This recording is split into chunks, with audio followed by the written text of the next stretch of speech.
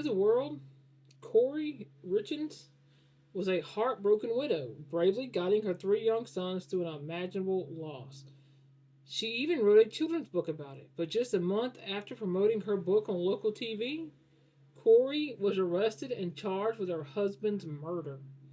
Investigators would soon uncover that behind the compassionate facade was a double life filled with affairs, staggering debt, and a cold, calculated plot to poison her husband for his money.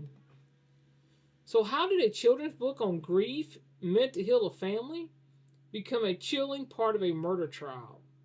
This is a story of stunning deception that ended with a guilty verdict for aggravated murder.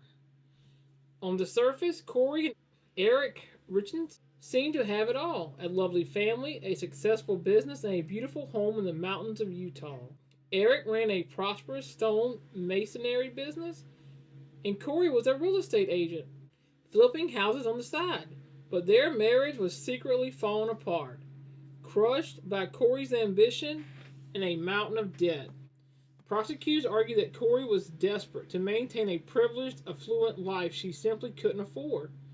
Her house flipping business was failing, leaving her millions in debt. Things took a dark turn when Eric discovered she had taken out multiple life insurance policies on him without his knowledge, worth nearly $2 million. He'd already started to protect himself, talking to a divorce lawyer and changing his will to leave everything to his sons, not his wife. He even told friends and family a chilling warning: if anything happens to him, Corey was the one to blame. The first real sign of Corey's deadly intentions came weeks before Eric's death. On Valentine's Day of 2022, Eric got violently sick after eating a sandwich Corey had given him. He broke out in hives, blacked out, and only survived by using his son's EpiPen. As investigators dug deeper, they found text messages from Corey trying to buy illegal drugs. She asked an acquaintance for the Michael Jackson stuff, a clear reference to powerful prescription opiates. Her intense search history was even more incriminating. Queries like, what is a lethal dose of fentanyl in luxury prisons for the rich America? All the while, she was having an affair, texting her boyfriend, and fantasizing about a future without her husband. On the night of March 4th, 2022, Corey made Eric a Moscow Mule cocktail, supposedly to celebrate a business deal.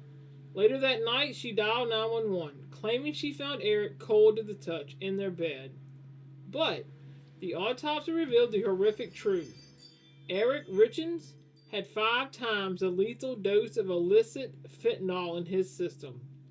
In court, prosecutors would later play the 911 call, calling it not the sound of a wife becoming a widow, but the sound of a wife becoming a black widow. In the year after Eric's death, Corey pulled off her most audacious stunt. She self-published a children's book titled Are You With Me?, intended to help kids cope with losing a parent. She went on local television to promote it, playing the part of a grieving mother helping her sons navigate their darkest days. But her trial exposed it all as a lie. A detective testified Corey had simply paid a ghostwriter to create the book for her.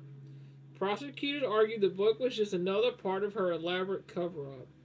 Another bombshell was a letter found in her jail cell, which prosecutors called the walk the dog letter.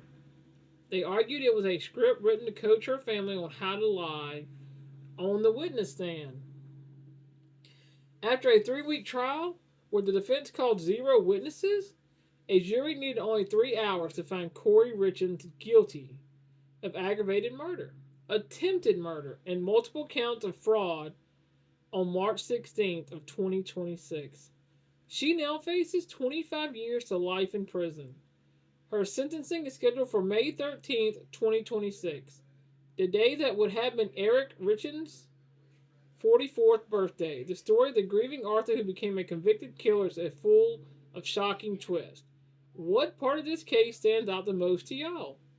Let me know in the comments below, and make sure to subscribe for any updates on her final sentencing.